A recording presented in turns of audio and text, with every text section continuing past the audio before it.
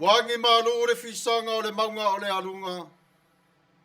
Ai tau tala ai puanga ngana lia ina longo le tala. Walongo le na ia tea longo foi le na yama. Ua faiaso le tua. Ua sulungia Samoa ma le larulangi le malamalama lo na fio. Ma lo le maleifu mai. Ma lo le soifu maua. Fatalofa atuai le suafa o Yesu Keriso. O lo tatou wali I ma lo tatou faola. Omaia. Tatou mamoli la au Ifoga I le veinga ma le whaafutai I le tua. A walo na alofa. E tu mau pe lava mo I tatou. Tatou Tapua'i atu I le tua.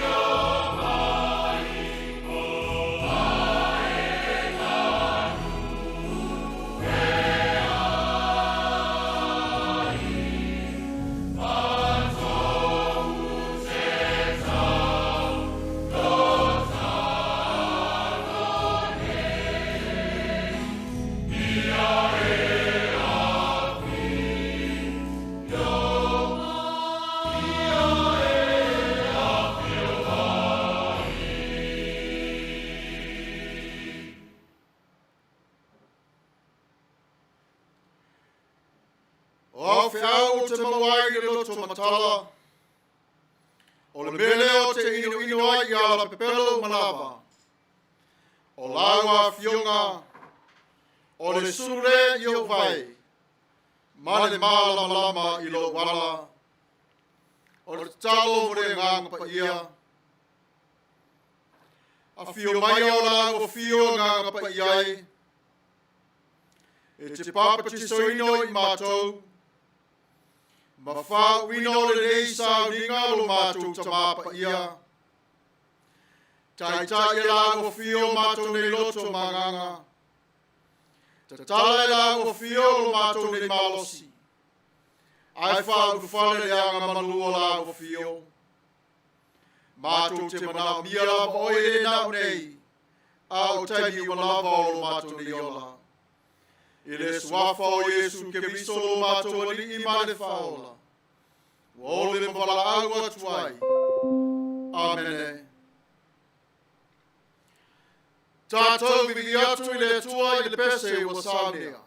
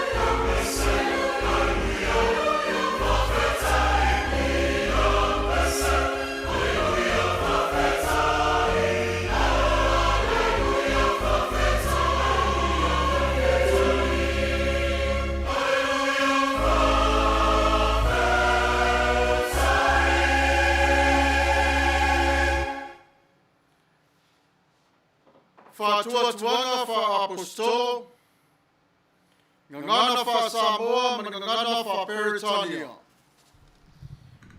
Ua o whātuatua I le atua le Tama, o le ona le maosi umalawa, o le na whaia le langi ma le langi, o whātuatua fo'i a Yesu Keriso o na alo e tōtasi o lo tātou Alii. O le na whaia e le ngāna Paia, le whānau mai a Maria de Tapua'i.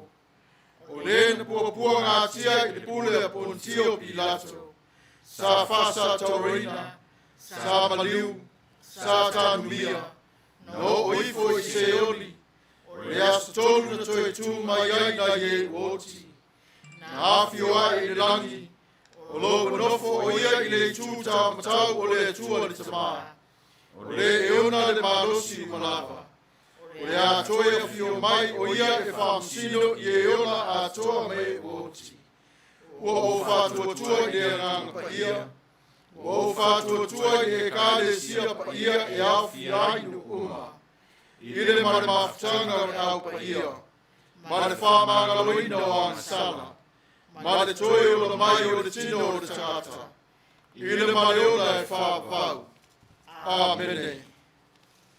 United Church of Christ, statement of faith in the form of FAITAU.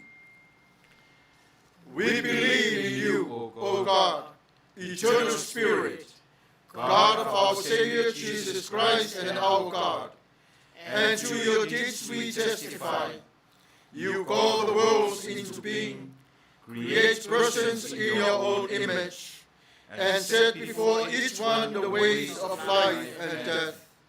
You seek in holy love to save all people from aimlessness and sin. You judge people and nations by your righteous will declare through prophets and apostles. In Jesus Christ, the man of Nazareth, our crucified and risen Savior, you have come to us and shared our common lot, conquering sin and death, and reconciling the world to yourself.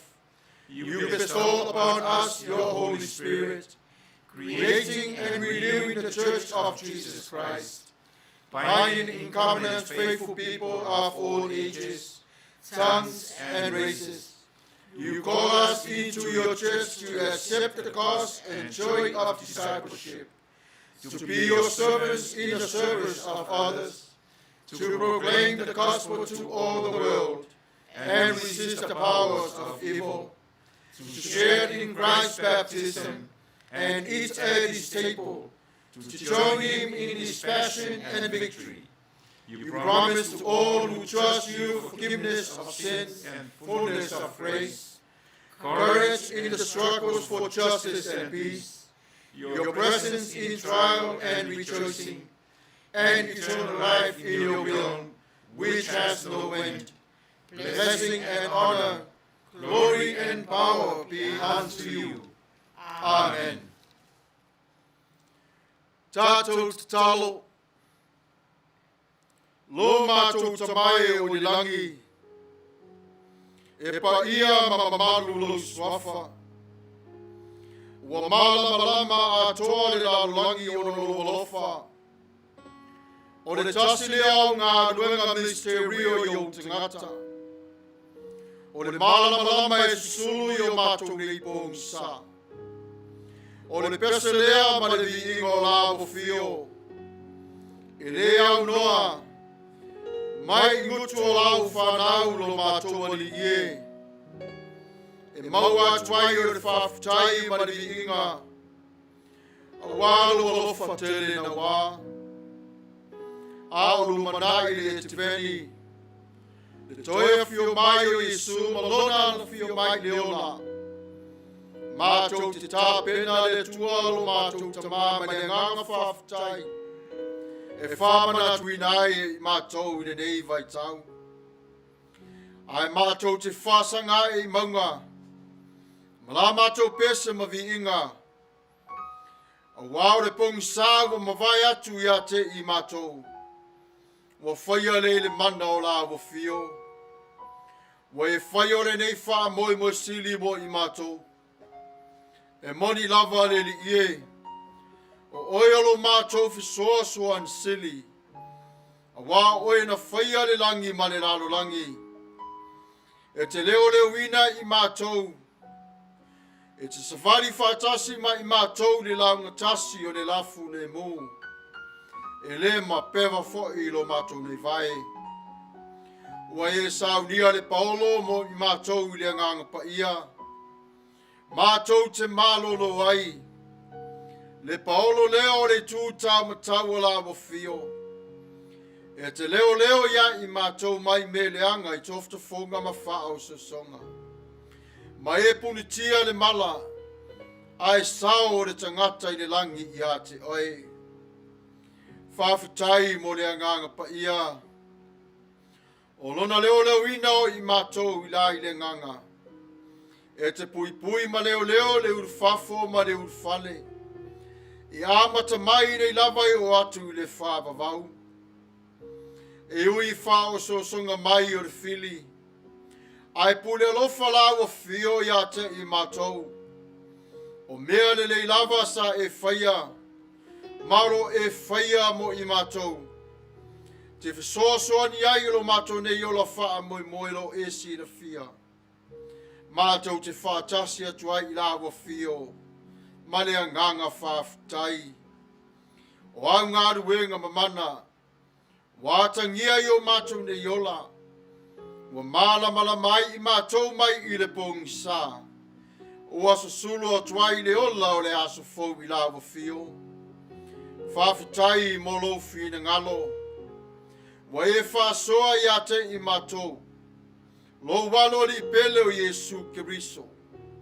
Le tala le nei lea mo le tangata lo mātou Tama Paia. E le liwai i mātou i le ola fau. E ui lava i na waaia le lo wao le tau. Ai usi tai pea i le vavao a la o fio. Whawhitai mo na i o mātou tua a. Ma a inga wha le nganga. No umala la fanga. Mai la tau a iai o lau wha malo longa o lo maua la tau mai ate oe le ola ma le maros. Le tualo mātou Tama. Whawhitai i lo alofa tu noa. I lo alofa whaava no ina i le nei lava i tu la. O lo enga lue i ate i la tau. O lo fia maua lau fisosoani. Ngase. Polonga. Whatinga ina. Po whea lava o iai le leo le puapua ngā. Alofa ngia i la wa fio. Mātou te whawhitai i la wa fio e au mea umalava. I lene yola ma le ola e whawavau. Le marosi wa e fua i mo i mātou. Ia ao le nei sa valinga. Ia susulu pe lava laula mepa i o mātou loto manganga. A waso umalava o lo mātou ne yola. Whamanu-atu i lo usuafa Paia. E au le mana ma le marosi umalava. Mātou te whawhitai atu ai le atu ai. Whamangalo i ate i mātou. I o mātou whale tonu lo mātou Tama Paia. I le whapai e, ma le whaavai. Musua ma le whaatala le. Ai mai se pea o mai o le whengainga o le alofa malawa fio. I le alofa atu i le mātou te tua oi. La mātou ngā ruenga o le FAITAU wina o a fionga Paia. Ua vai o tangata lo mātou Tama. O anga sala ia ma whare tonu o mātou whaia ma le iloa. I e alofa wha maangalo mai i ate i mātou. O anga sala ua whaia ma le iloa. Alofa oelo mātou Tama wha maangalo mai. I asu sunu lo malama o le ao. O le ola tanga sili mai ate oe e afua mai i a Yesu Kiriso. E maangalo ai i mātou. I tama mau mai ate i mātou le to sao lago fio. Manatua i mātou i lo alofa tu noa. Le atua lo mātou Tama Paia. O se mawhale tonu. Alofa wha mamama wha maangalo mai. Le atua lo mātou Tama Paia. Le whawhawhonga ta loe. O e sila mai i le lalo langi. I le onge, I nuua malo, o a inga wa o ngā re whanau. Po whea lava le tua lo mātou tamapa ia, ua mātou tū le lau ele ele. Ua le eise wanga e tō mai I la ua fio. Mātou te iloa lo mātou tamapa ia ono o lau whetalainga. O le leo si ustai, ma le leva ai atu I la ua fio. E te tau fiai o le langi o mātou nei lunga. O wawa e whaia o mea sili ia te I mātou. Ina ia o mao au ina ai I mātou I le tau tua I la ua fio. I le ola ma le marosi. Le tuai lo mātou tama. Le fuata o me ai I aso malava. Alofa la ua fio fo ai mai. Faavaeina o la au te tolo mātou tama I so se whātoanga. Fuala au aina o vai la au lo mātou tama e au ngāne I o mātou ni tino. Faa mole mole lo alofa ma lo wanga ni lei. Mo o mai o siama pipesi lo mātou tamapa ia. Mātou te MANATU-AUTU Afrika I saute le nei tu la ma le atu Europa. Le a fio I la tou le nei wha mai onga lo mātou tama.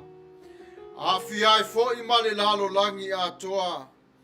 Mātou te wala au le mana onga lo mātou tama o mātou ni tagata. Faa mole mole la ua fio.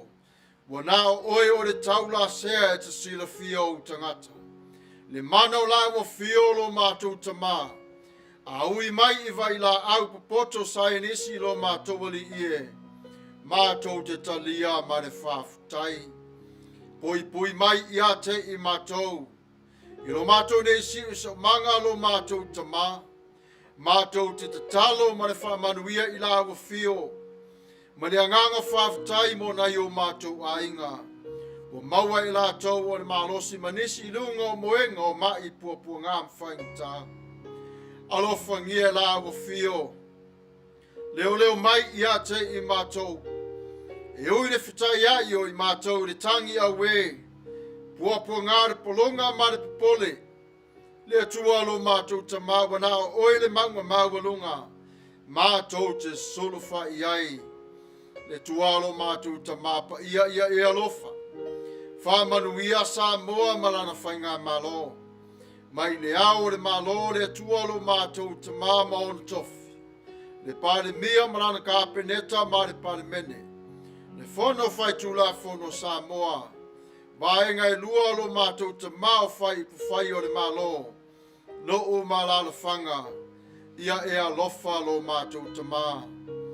Whawhanga lau e ka le sia lo mātou tamapa ia. Wafu o le lofa ma le angana lei mai a te oe. Whapena fo I tutuila ma manua le la whainga malo le li ie. Ia iai o au wha manuianga.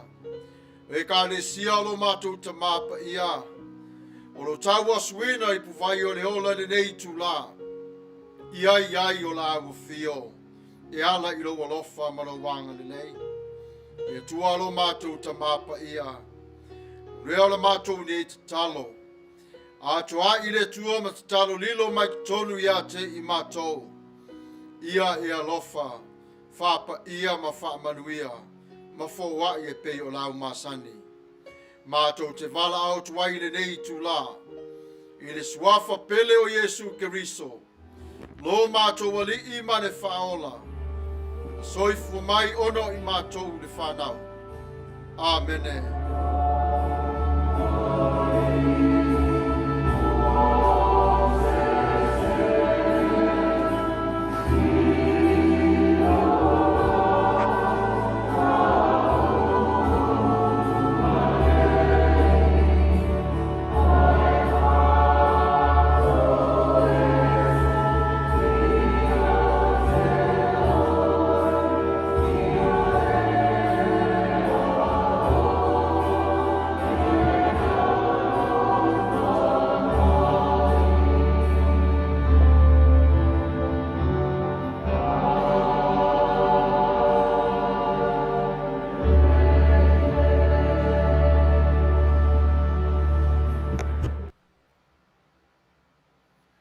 Tatou vivi atu I le atua I le pese o Sauniga.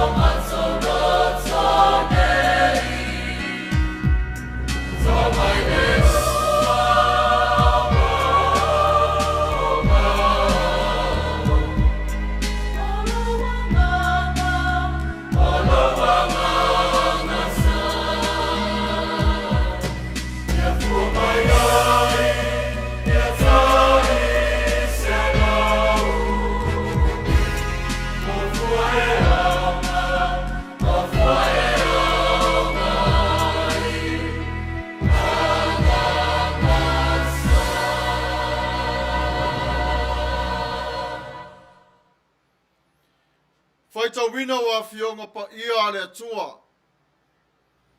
Ngangana fa Peritania, mari ngangana fa Samoa.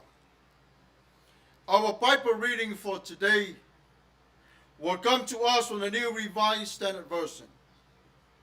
From the Old Testament, the second book of Samuel, chapter 22. We'll be reading from the verses 29 to 37. From the Old Testament, the second book of Samuel, chapter 22. We will be reading from the verse 29 to 37. We will read in responsibly reading. Let us hear the word of God. Indeed, you are my lamb, O God. The Lord lightens my darkness. By you I can crush a troop, and by my God I can leap over a wall. This God, his way is perfect. The promise of the Lord proves true. He is a shield of all who refuge in him. For who is God but the Lord, and who is a rock except our God? The God who has girded me with strength has opened wide my path. He made my feet like the feet of deer, and set me secure on the heights. He trains my hands for war, so that my arms can be bent and bowed of bronze. You have given me the shield of your salvation, and your help has made me great. And of verse 37, You have made me stride freely, and my feet do not slip. FAITAU wina o fionga Paia le tua me ngangana fa Samoa. O le TUSI e lua o Samuelu. I lona Mataupu e luas fu malelua. FAITAU wina ai leo le fai upe e luas fu maleiva. E whaangata mai le tolus fu marifitu. O le TUSI e lua o Samuelu. Lona Mataupu e luas fu malelua. Tatou te FAITAU whalafua fua iai. I le fai upu luas fu maleiva. Whaangata mai le tolu se fulu marifitu. A wā o e lava le li ie, o lo ula mepa, e wha malama ina fo i le ali i lo pō liuli. A wā o e na o sa wha iai le au, o lo o tua na o sa puna ai le pā. O le atua, e sa o lava lo nala, ua se a rio wa te ama le o taota le a fionga re rii. o le talita o ia, ye whātua umalava i a te ia. Awa o ai e le atua, wana o le li lava, o ai e le papa, wana o lo tātou atua. O le atua olo marosi ia, ina ia whāsauina fo i lo wala. Wana whaia o vai pe o vai o ala, ua ia whātuina lava uia o mea maurunga. Wa ia o ao i o lima e tau wai le taua, ma uololo e o lima le au whana apa me mea. Ua e fo ina mai fo i a tea o le tātao le o le tanga mai a te oi. O loanga maru o Faasifo ina ia. Ma le whai upe tōlis fo marifitu, Ua whana te reina o e mea o te sabari ai, nei ma pewa o vai. Wha Manuia mai o le tua, i le FAITAU wina o ana fionga Paia. Mai atu mau pea o lona vi inga e whaavavau lava. Amene. O le matua o le launga. Wa maua mai le TUSI sa o tātou na FAITAU wina. E whai lea ma au ma mafu whaunga o le riva yasu. Tama na Faavaeina. Ai o le tapenaina e le li o lo tātou vai yaso Atua. E whātaua ina ai o le aso sā o le etiveni. E tā ua o le nei, o le nei aso i te ngata whaatutua. Ai tātou te le io o atu le winga o le etiveni, ma le launga i tātou le nei aso. Ono le nei aso e tā ua le tātou vava ai i le Faavaeina o le atua i lo tātou nei ola. O whare Alopopo. O se ni ule e tu lata lava i le vao papa sa taua matufu tafoi. Na tā ua iai pena o iai i le Faavaeina o le tala le lei. O se tasi o tū manga. Na valo iai e nā whanua le o mai o le whakerusiano. Ina ua mawai le tele o tausanga o taua. Sa MANATU-AUTU ma le toa fitsemana. Masua. Ua tatau na nā whātasia atu ia nā whanua. Ina ia avea leo se au le malo. Ma wha muta ai le toto masaa i te tonu o Samoa. Ina ua mawai aso e tele. Ona mavalo leo na whanua ia ma le toa fitsemana. Whaatali i le langi se au o lo malo. O lesi whaapunga. Whaatali i le langi mo se pale alii o lo malo. I le tasi le afe valse lau tōlis fulu. Na tau nu waile missionary Yane Viliamu i ngā tai whalo sa papali. Ma au mai ai le tuspaia malona vaa i lima o Maria toa vainupo. Le atalii o Maria toa fitsemana. O le nana ta uai Maria toa vainupo. O le tupu e whaalongo i ai Samoa. O le tupu o Maria toa. Na vea ma se tasi o tupu o Samoa.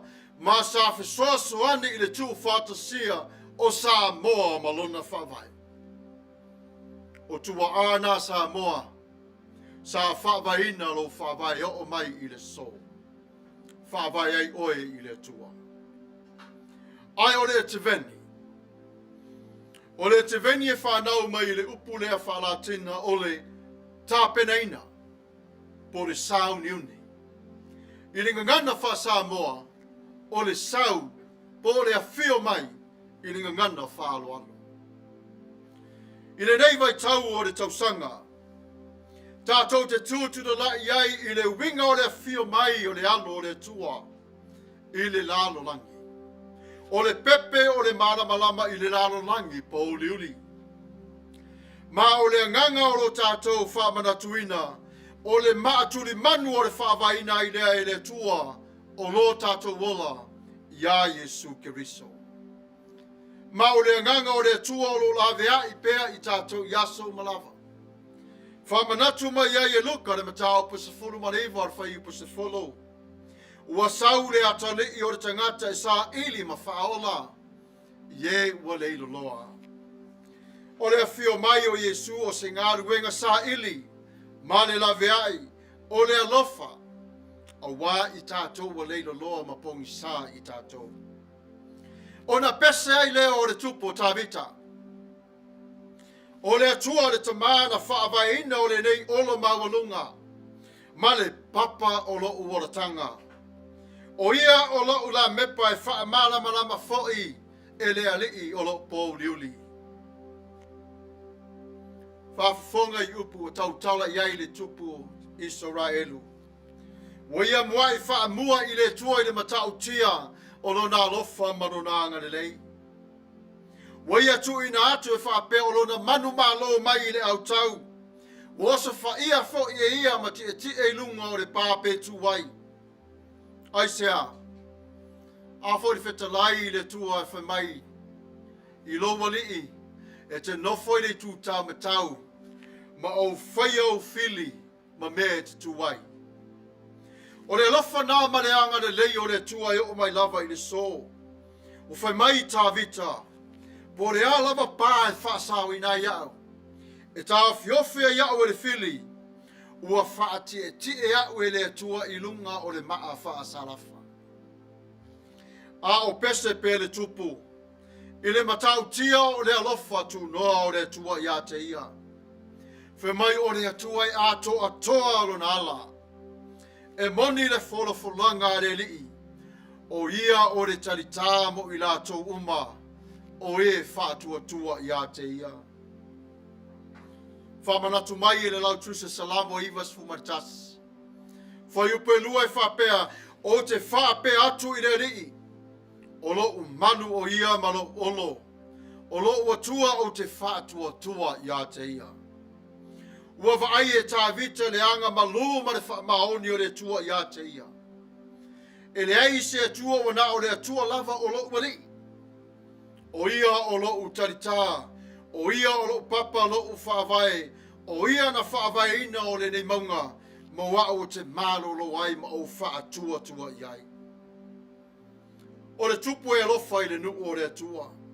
Ai ua tangi atu tā vita I le atua, e mana o mia pe lava le fesoasoani le atua, I lana no fua inga maona tangata. O tā vita, wa ia whalau I loa o Israelu, wa iai o le whengainga wa o sia I le tua.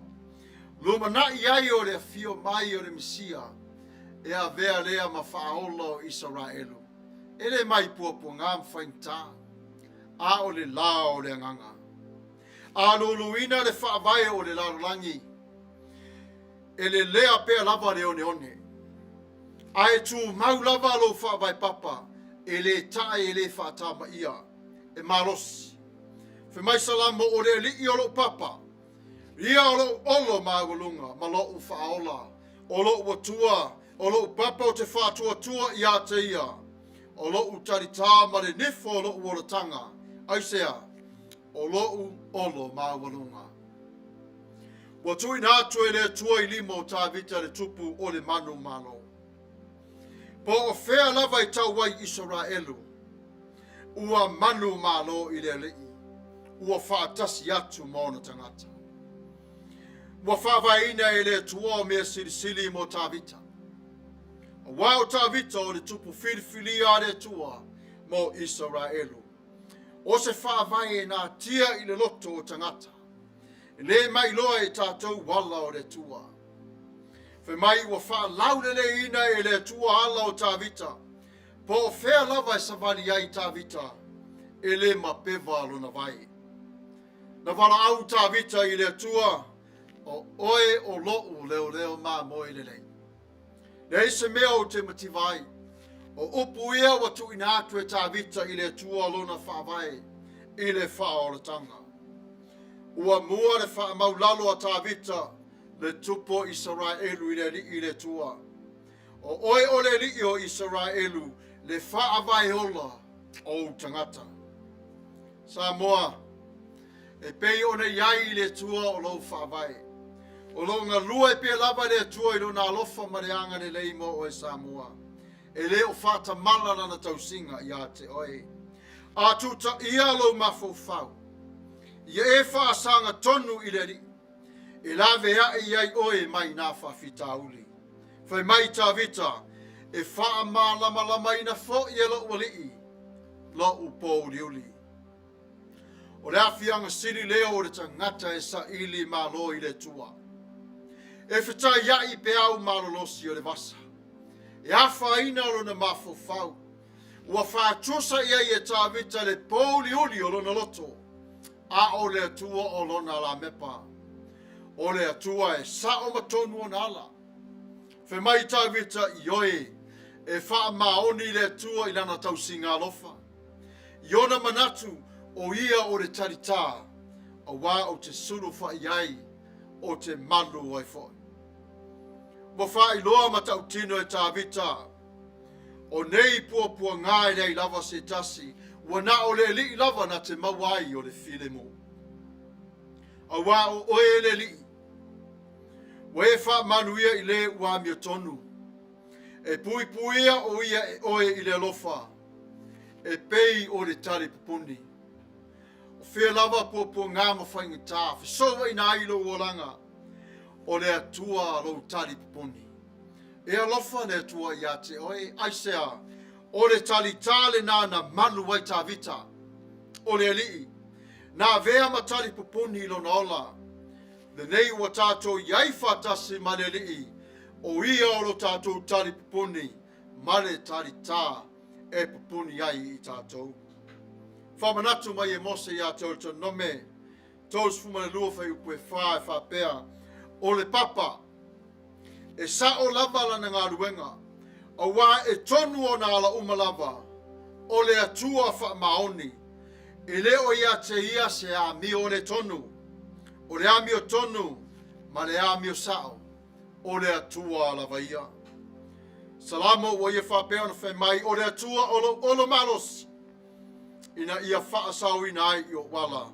Ma o wala ai i taimi o pua ngā mawhaingta. O mea lava na whai e tā vita. Salu tia pe lava lona o langa i mala. Ai pei o se tangata ngase wa whaolaina mai o ia mai le moenga. Mai wa ia mori mau i le lofa o le tua i a te ia. Wa ia sao mai ai i mala sa whai e le fili i a te ia. Ai le ngata i lea o le pongi sa i a te ia. Manatu tā vita na te whai e le whale o le tua. Ngalo ia i tā vita. O le Faavaeina o ta tia i te tono o le whatu o le atua o solo mona o na mafofau. Fe mai i saia 5:5 whai upe valu. A wā o tō manatu e le o tō manatu. O wala e le o tō wala ua whetalai mai ai reri. O le taua whale nganga e iai lo na whawai o Yesu Keriso. O le whawai le nā o le orotanga. Le upu male malo le tua. E iai o tangata. E moni lava i le pongi sae whia ngai ai mai tātou. A e tau tina pere ma tau tia o le tua. I lea taimi ma lea taimi. E au ili e le tua o puapu ngā mawhaingta. E ave ese mai e le tua. Si e fo ngai o le tai au fau. Whalongo o tau le nei tai au. Fe mai ua e foa i mai. Ia te i mātou o le tarita. A vea le ma wha o le tanga mo i tātou i le nei vai tau. O le ato le nā o le atangia mai o le langi to tonu i a te oe. Le pōri uli sa e whanau mai ai. Ona o le pua oa o le lano langi nei. Le nei ua whaia i le tua le mālama lama sili mo oe.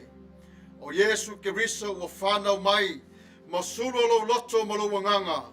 Ina ia mālama na mai lo wola. Wana o Yesu lava le apitanga i te mālo lo wai i FAITAU li oma. O lo nā lofa mare anga le lei i le lalo langi. Wa ia au mai ai o lo nā lo pele to tas. E ave ese ai o le pōli uli. Ai tātou maua o le mālama lama i a te ia. Ina ia tātou whātua tua matari tonu i a te ia. A wale ola e whāpavau. O le mea alofa sili o le atua. Mo i tātou. E tō mai le matangi. A whātio le tātou wholanga. ai tu mau pe lava Yesu mai i tatou. E pei ona luluina e le tua o korokota i le mafui ina ua maliu Yesu i lunga o le satauro. O le manino le na o le langi malona mauae e toe tuli vai atuai o le tangata i le tua ma le loto Salamo. Awa e wha maoni le tua i a te oi. O le Faavaeina na o lo wolo o Yesu Keriso. Ioe, wa Faavaeina i le tua lo wolo fo. E suia oe e Yesu mai le oti ma le toilalo. O lo loto maulalo ma le angawaa i le tua. E pei o le pepe ua tangi i le fia na ua whenua i maona matua. A wae whaavavau o Jerusalem a fau. Pei o na whaia e le li. E ala mai i a Yesu Keriso. Si whawhanga le tai au fau le ainga o le tua. O lo tari tā o le oratanga o Yesu Keriso. O la na o lo whaavae. O whea lavaro e savali iai. E le ma peva lo vai. Founding fathers. The book of Samuel talks about, indeed you are my lamb. O Lord, lightens my darkness. The word Advent means coming. In this season of the year, we focus on the meaning of the coming of the Son of God into the world. And the spirit of celebration should be the spirit in which he came. And the spirit of the coming is summed up in Luke 19 verses 10. The Son of God came to seek and to save the lost. In the other translation, the Son of Man, who came and seek and saved the lost. The coming of Jesus was search and save mission. The Son of Man came to seek and to save the lost. What we heard and listened to today, David foretold the stories of his hardships and darkness at the time when he faces difficulties in his life. He knew that his great source of light is God, but he didn't know how much powerful and how much mighty God can bless him in the time when he called upon his name. He declared, he says, you are my lamp, Lord. You can light up my darkness. When we prepare ourselves for a journey without any flashlights, we will stumble in the darkness. David reminds us when we go through in the darkness without God, we will inherit so many difficult things in our lives. But give him the glory. His heart rejoices and praising God. But whatever God has done for his life, we should learn from what David has done. David did all he could in the best of his abilities, tried his heart to do what the will of God in his life, even dealing with his own shortcomings. He was on the hit list of the enemy Saul. He was blinded knowing why Saul is going after him, and he was too aggressive to kill him. But God protected him, not only David, but Saul himself. David was not a perfect man. He also dealt with his ups and downs in his life. But we can learn from David. When every time his enemy rises up to kill him, David sought the Lord. The word of God is light. He promised to save those who trust and believe in him. David acknowledged the ways of God the founding Father for Israel and his life. That is a symbolic of faith for all of us to understand and to stand on it with the shield of protection, God himself alone.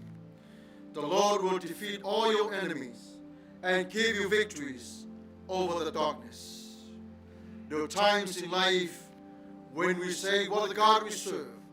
His road stretches out and straight and smooth. Every God direction is the road is tested. Everyone who runs towards him makes it. And that's the love of God for us today. The conclusions for us today is this. Have you been trying to push through difficulties on your own?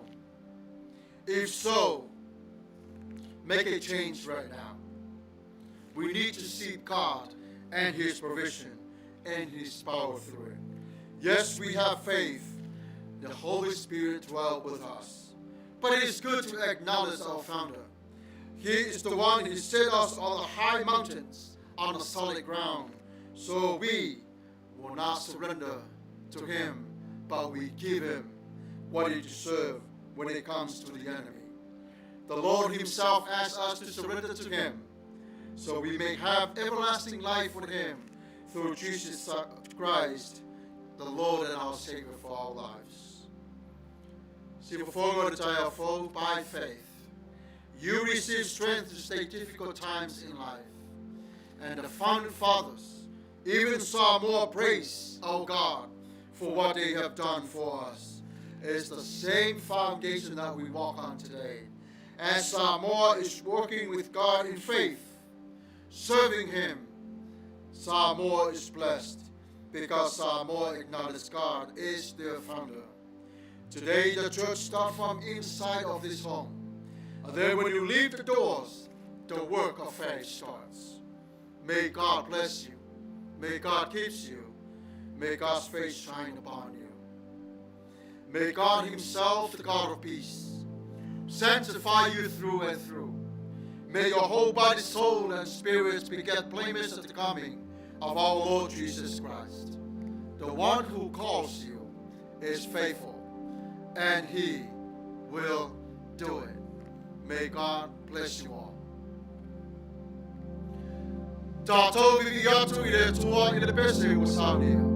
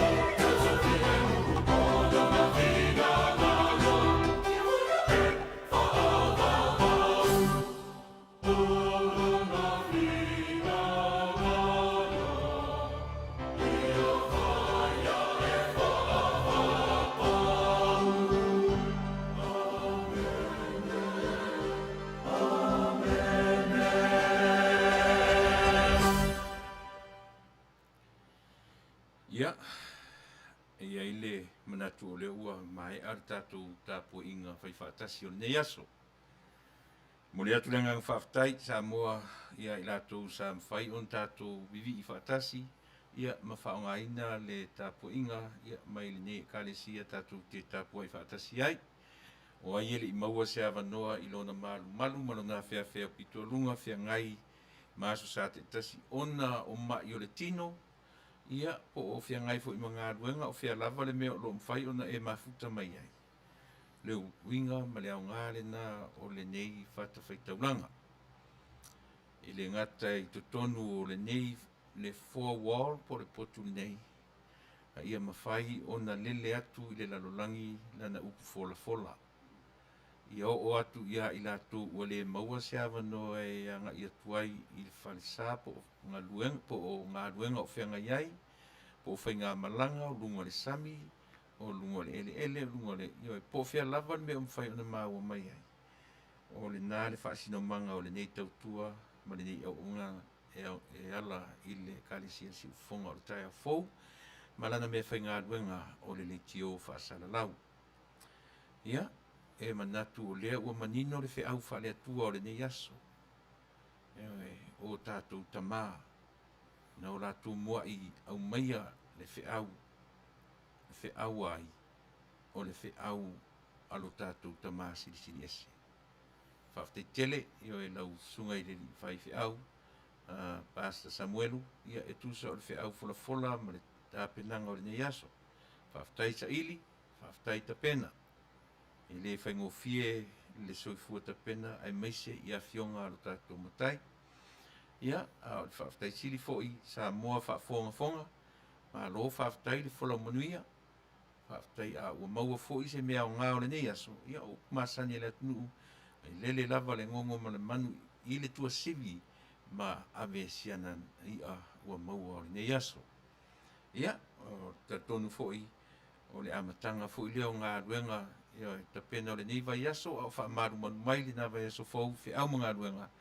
tatou amatamea ia i lou soifua ma lo matou ola faaleagaga Manuia le atua i whainga mālo e lua a Samoa, o le whainga mālo tutu atasi i ona taitai, whionga mai tai pāle mia, ma le kāpeneta, whonga whitalai, ma le sui whonga whitalai, sui pāle mia, o le taitai whono, ma i lato uma, o le o lo whaima taitai o Samoa, i le nei FAITAU, e ngā te lea, ia o le vaenga o le itua ngai, ia ma le pāle mene atua, ia whamanuia le atua, ia te o tō oe o ta ua o taitai o tātou atu nuu, taitai ma le alofa, tai ma le moni ia o Tagata ona whaafonga mai leo le atua i o tū whaivalo filima. E ngā te lea ia o le whainga mālo tuila manua, ko vana, sui ko vana, ia ma le malu, le mau tailunga, ia mau na vaenga uma, wamania le atua i taitai. Ia mai se fo i le nei atu nuu o lo mātou o nonofo ai, Manuia le atua i le o whaima presidente ma taitai umo le nei malo lo na whale pae o lo o ngai ai upu whai o le nei atu nuu ia iai pēr le anga le lei o le atua ia o na whata ele maso mātou leo te mai le atua i le nei vai aso a o whea ngai sa moa i o na whea au ngā luenga tātou toi whero i fo i le aso atai au pe a pule a lofa lo tātou atua taitai atu iai le soifua maneola mo le teminei ia soifua mai Manuia. Tātou whai ui le talo. Pe tualo mātou Tama Paia. Alofangia i mātou i le nei tula. I ave mātou i o mātou ainga. Ai whasesiri lo mātou Tama. Tului mai au whamanuianga i ala i lau upu malo malamalama i ate i mātou. Ina ia mātou, o le ngāruru e ai lo mātou Tama i le nei na vaso. Se ia o atu le nāwa i aso fau lo fau mai. I le suafo Jesu ke risolo mātou ali i whaola. Amene.